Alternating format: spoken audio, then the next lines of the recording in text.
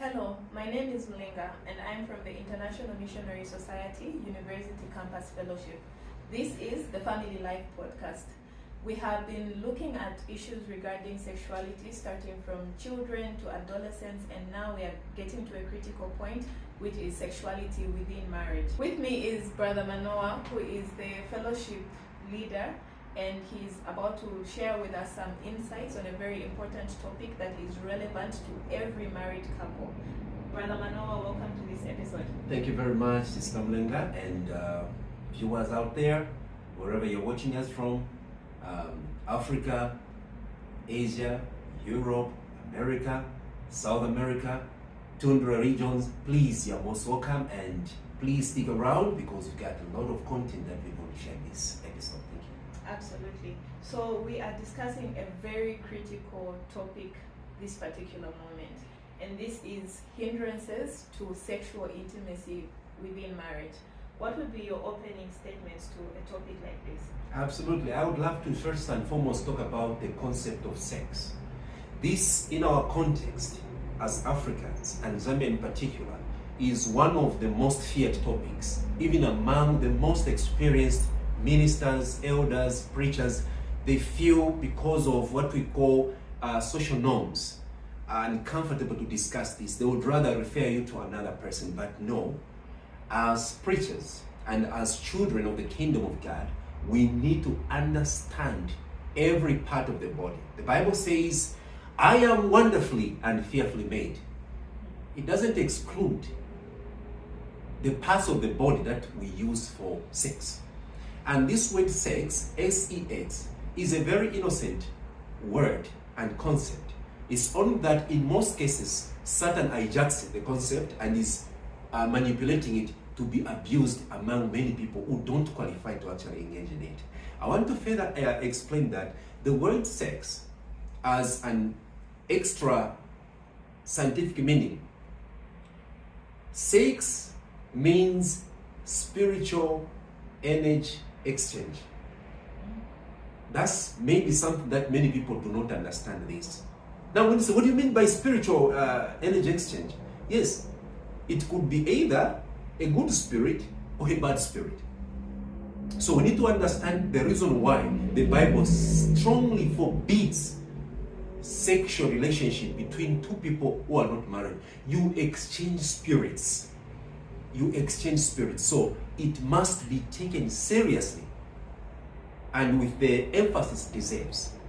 So when you go to the Bible in 1 Corinthians chapter 6 and chapter 7, especially chapter 6, Paul is warning to say, you become one flesh with whomsoever you have sexual intercourse with, or with whomsoever you exchange this spiritual energy with.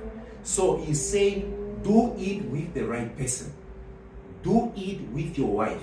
Do it with your husband, because that is a legal spiritual energy exchange. But if you do it with a stranger, trust me, my brothers and sisters, you are going to be having problems at home. Thank you very much, my sister. That is very, very, very profound. So I think before we get into itemizing the hindrances to sexual intimacy in marriage, do you think, in your experience and from what you have observed, that enough justice is given to this particular topic, not just about how to engage in sexual intimacy, but the hindrances, especially for people that are preparing to get married, those that are going through, whether it's spiritual or traditional counseling? Do you think that this topic is given the justice that it deserves? I'll answer it in this way. From the worldly point of view, the world under the curriculum of Lucifer is doing justice to pervert sex. They are teaching the young people, both boys and girls, men and women, the wrong way of doing sex. And you want to learn that whenever there's an urge between a husband and wife to do sex, both holy angels and evil angels are interested, because it's the channel through which both saints and sinners can be created. And there's a book called Solemn Appeal, which cautions on issues of sexuality. So you find that the church at large I'm not talking about the church I belong to alone. I'm talking about the church in general. The Christian church has not been so emphatic on the issue of doing justice, on how to teach those who are about to get married and even those who are already married about how they can engage in correct way of doing sex, because sex has been used wrongly. You've heard many times, even on social media, where people are involved, who are married, are involved in oral sex. Completely contrary to the order of nature. God forbids such kind of activities. But if I know it's the most enjoyable, that's a adulterated curriculum I'm talking about, which Lucifer has managed to implant in people. The reason why this is happening, even among many professed Christians, I've just given that as one of the examples. Another example I can give is you cannot take drugs to go and have sex with your wife or your husband. If you find that the husband is not around, or is not in the right frame, or the wife is not, maybe she's so tired and maybe she's not feeling well, what is going to happen? You will find that you now resolve to anything. This is why we are hearing people going to resort to animals, or end up raping a child, because you have used something that is outside the order of nature. So the justice is not really being done from the Christian context in general, and even from our church context in particular. And if we don't do the justice, Satan is going to hijack the good thing, and he will teach in his own perverted way. So justice has not yet been done regarding this topic of sexuality in a home setting. There is need to revisit this and teach it in a correct way, so that people don't go outside the boundaries. You would want to learn that from that book called Solomon Pure by Ellen G. White. You may actually be a married couple that actually break the law of God regarding the issue of sex, because you are doing it to satisfy your animal passion. So this may happen because maybe before you were prepared for marriage, you were taught by the wrong people. And for sure, many of these people are calling themselves marriage counselors, the Fimbusas. Many of them, they focus so much on sex, unlike all other aspects that can help build a family. So you find that any slight deviation from what they were taught is breaking homes, because they are being taught wrongly, and this animal passion is aroused such that instead of doing sex for its intended purpose, for pleasure and reproduction, people are doing it to satisfy animal passion, and God is so much displeased. I'll give you an example of food. It doesn't mean if you have a lot of food in your storage room, then you can eat however you please. That is a sin. That's intemperance. So we need to take up the mantle as a church of God and teach not only our people, but other people who may be interested in knowing what's the right way to teach about sex and how it should be done in a home setting, or especially for Christian context. Thank you. That is very excellent, because I think within a short space of time you have debunked and deconstructed a lot of misconceptions about sex. So I think maybe for now you could just itemize certain hindrances that stand in the way of physical or sexual intimacy between husband and wife as God intended it to be. Thank you very much, Lynn. First and foremost, I want to add spiritual context to sex. You want to go to 1 Corinthians chapter 7. You start just from verse 1. Paul here is responding, just like I'm responding to you. People wrote to him, so how do we do it? So in chapter 6, he's cautioning, do not align yourself with someone who is not your wife. Don't sleep with, in fact, let me not say sleep. Don't have sex with someone who is not your wife. Don't have sex with someone who is not your husband. Because when you do this, you become one flesh with that person. And he's emphasizing in chapter 6 that all other sins that we commit is without our bodies. But when we commit adultery, we have sinned against what? Our own body, because we have allowed another spiritual energy into our bodies. And that may have a very strong influence on our interaction with our wives. So in chapter 7, Paul is emphasizing that we have no authority as spouses over our bodies if we are married. As a husband, my body belongs to my wife. She's the one who dictates what should happen. A woman who is married, the body belongs to the husband. So, to get the body and take it to another man, to get your body and take it to another woman, is one of the greatest offenses, not just in the sight of God, but in the sight of a woman. You agree with me that there is nothing that can quickly end marriage as much as adultery, fornication. This can quickly end marriage because it goes just beyond sinning from the moral point of view. You have sinned against your own body, and you can't bring a polluted, disgusting body and start polluting your wife also, your husband. So it's very important that we understand these things. And Paul is saying that do not defraud yourselves. There are times when you will stay away from your wife, you stay away from your husband as a punishment. I've seen these postings on social media. You can't do such a thing because you have robbed your wife, you have robbed your husband of their rights to your body, because your body belongs officially, if you're married, to the other party. It's no longer yours, so you can't do whatever you please. It's a transgression of the law of God. So now, going to the factors that may actually affect negatively. The next time we'll be talking about positively, but what I'll be talking about can actually be applied also in the reverse order, so that we have kind of two-in-one presentations. We need to understand that sex is not about how we feel. Sex is also a principle. And it starts where? Right in the mind. So the first thing that I would love to mention as one of the hindrances to memorable sexual intimacy in a home setting is a disturbed mind. Once you have a disturbed mind, there is nothing that you actually do to actually do sex in the right way in the home setting. In fact, if your mind is disturbed, one of the honest things you can do to the other parties, mention it. Because you will actually be doing that, and then there will be nothing that is going to be fulfilled in that doing. And you are doing it out of selfish motives. So it's better you communicate, say, my mind is not in its right frame. Therefore, give me time, and please be understanding. Because there are times when people start suspecting, maybe you are sleeping with others. You know, now that's what brings in spirituality. You both need to be spiritual and understand, why should we have sex in a home setting? It is one of the things that consummates. It's like a climax, the tip of the whole pyramid, to confirm that you two are married and have become one flesh. So if the mind is disturbed either through stresses, could be grief, tension, depression, you have to be alert to that fact that you may not have sex in a home setting. You need to work towards balancing up the mind so that the mind is in the right frame.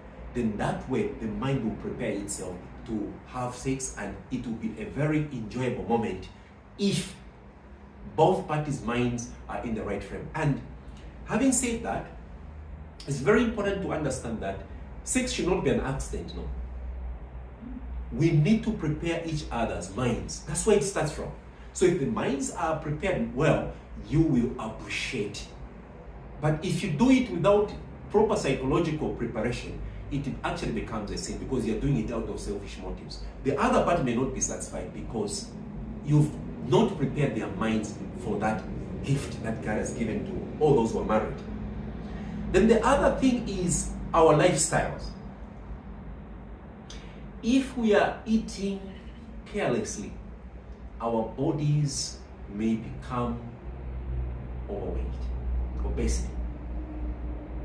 Obesity may become a very big problem when it comes to enjoyment of sexual intimacy in your home setting. So you need to check your weight, check yourself, make sure that you maintain the right body size. The body size must be regulated.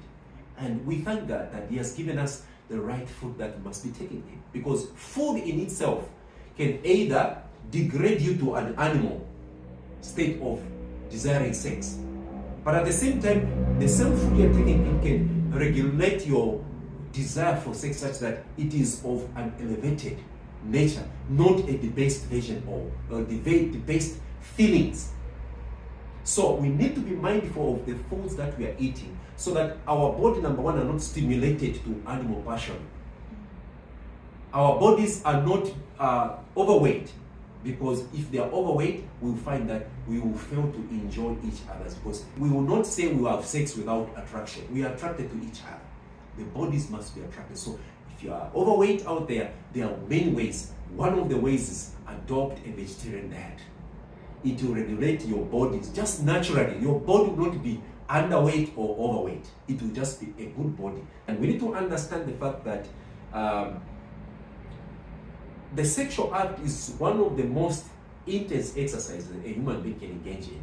So if the body is not sizable enough, this may actually affect you. Both parties be dissatisfied. And when the dissatisfaction starts coming in, you'll find that Satan knows that there's dissatisfaction here. He will start suggesting go somewhere else. And in the end, a home will be broken because of a simple thing that can actually be controlled, such as obesity. I would want to add to the lifestyle the issues of BP and stress. Now, this one affects anyone. It can affect anyone. We need to check each other. When you see that your partner is not functioning properly, for us men, we need a proper flow of blood to actually experience an erection. Now, if BP is so high, there's high blood pressure, you will find that the erection may not take place. The desire for sex can actually completely go, let alone when there's sugar involved. So when you see, like, if you are the wife, you need to check. If my husband hasn't been experiencing erection in a long time, check out, is it BP? Could it be stress? Could it be sugar? Go to the clinic, nearby clinic. But you may have that toolkit. There are toolkits that are now being, we can check your BP and check, oh, if the BPs are high, you quickly come in and start making sure that you regulate the BP and it's normal. That way you will actually enjoy the sexual intimacy when the time comes. But if these things are not checked, you may find that there might not be any sexual intimacy in a home setting. And definitely, this may affect your relationship. This may affect your marriage. And it may break. And it may affect many other things. So it's very important to check these aspects of lifestyle. The other point I would love to mention, Mulenga, is the issue of age difference. I was just about to ask you about that, because I imagine that the age difference being too large, whether the woman or the man is much older than their spouse, would have some impact on the sexual experience in marriage. Yes. But then, apart from you maybe shedding some light on that, could you also touch on the virility or the performance that sexual intimacy is able to be given as age is advancing in one's life? Because Great. I imagine that a younger couple might not necessarily face the same hindrances in comparison to an older couple, and also just in also relation to the other factors you mentioned, like obesity and health and stress and the like.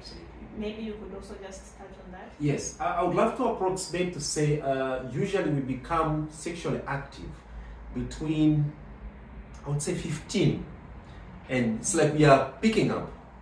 We are picking up, going up, and there will be a point, a turning point, where you find that again this desire starts going low. It's a natural process. And we are advised by the Bible, we need to have the husband and wives of our what?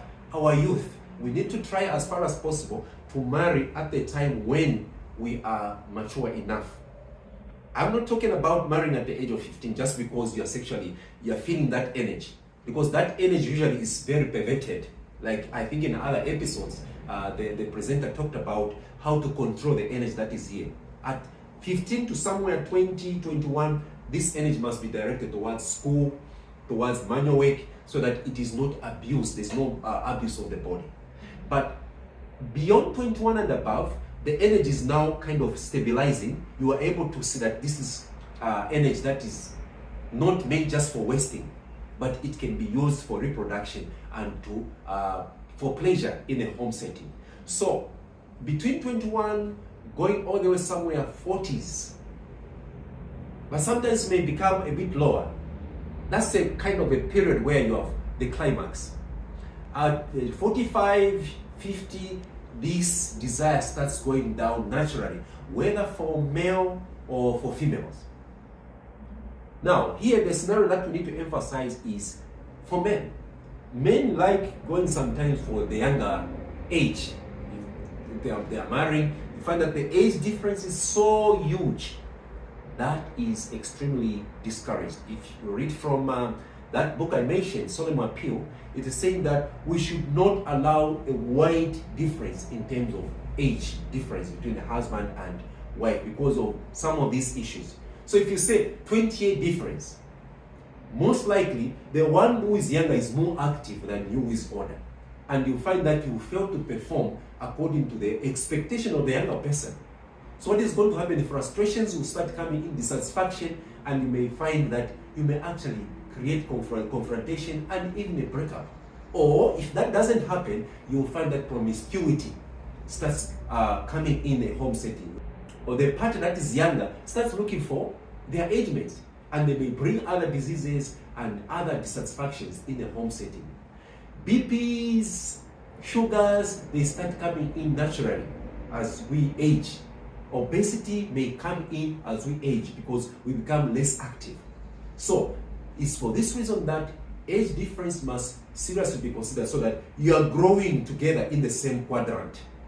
Not where you are generation apart, you may create a problem, and that becomes a transgression of the law of God. Why? The Bible says, love your neighbor as much as you love yourself.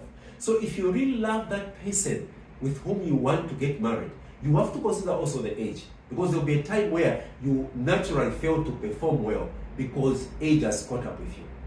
Now, if this person you pick is too young, you find that you become selfish. You kind of lock them up, and that may actually start raising frustration in them.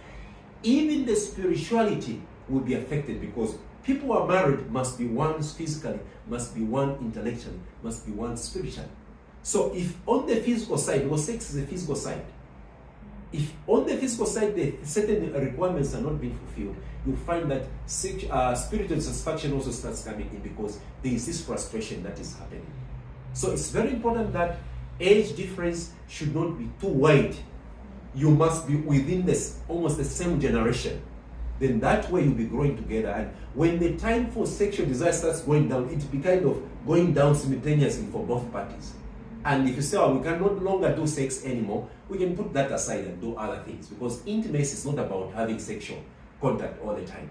You may find other things that you can be doing together that can still bring satisfaction. And it's for this reason that I profoundly dispute anybody who says love making is sex. No. It's just sex is just a component of love. Love is broad in its nature. If you reduce it to sex, this is the reason why there are many breakups in homes. If sex disappears for some reasons, it means love has what? Has ended. So you cannot reduce love to sex, because sex is just for a component. Love is all encompassing. So if you find that, you have reached an age, could be 45, 50, where you say you no longer need to do sex, love still continues. You can say, okay, what else can we do? So it's very important that we understand the issue of age group, because if we neglect it, it may start affecting us. Thank you very much. That's wonderful. So for any couple out there that maybe has experienced a lot of the hindrances to sexual intimacy in their marriage, is there hope? Can the sexual intimacy be revived, or once it dies, then you just... If sexual intimacy dies or ends or seems to dwindle at the time when you are still within your prime, it's a matter of concern. We need to investigate, and this is the reason why as couples we need to have open, I would call it naked communication. Stop acting formal towards each other. Let, as far as possible, the relationship between the husband and wife be as informal as possible. Be free to say, my friend, I am failing to perform on this because I don't know what is happening to me. Don't say, that's a kind of a cage, a social cage or norm in which we are caged to say, if you say like this, you appear like if you are a man, you are weak. No, speak to say, I'm having a challenge on this. You never know. Your wife may have a solution. Speak as a wife to your husband. I'm feeling like this. It's like I'm not feeling myself. The desire is not there. Sit down together and say, what could be the reason? you may find that you may have a collective solution. So if the desire starts going down during your prime time, it's a matter of concern. But if it comes at a point when you are maybe 50, it could be a natural process. You don't have to worry, say it has come naturally and it's going down and it has receded, and that's normal. But today, you'll see that men, what are men doing? Men are taking tablets. If you go in town, you find their roots and so on and so forth, and you find that they are 50, they are 55, but they still want to, they remain actively involved in this sexual activity. I'm not saying that at 50 you can automatically stop having these feelings.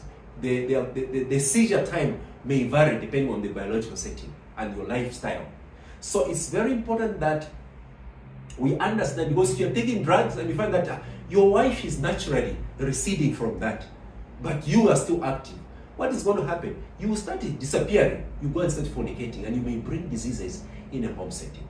So it's very important that we understand which period are we experiencing this recession. Is it during the prime time, or it's during the normal time when these desires start going down? If that's the time, there's nothing to worry about. It's a normal process that every human must go through. But if it's during the prime time, we need to inquire and we need to investigate what could be the causal factor. Could be one of these factors that I've mentioned. And I want to mention that fear is one of the reasons why sexual intimacy may not be enjoyable.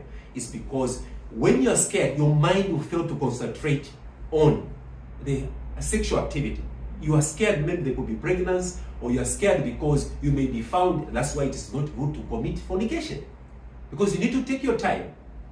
But if you are scared of getting sick, you are scared of pregnancy, that also should be avoided. And for this reason, you need to understand each other's tidings, so that you know what's the best time to have this sexual intimacy.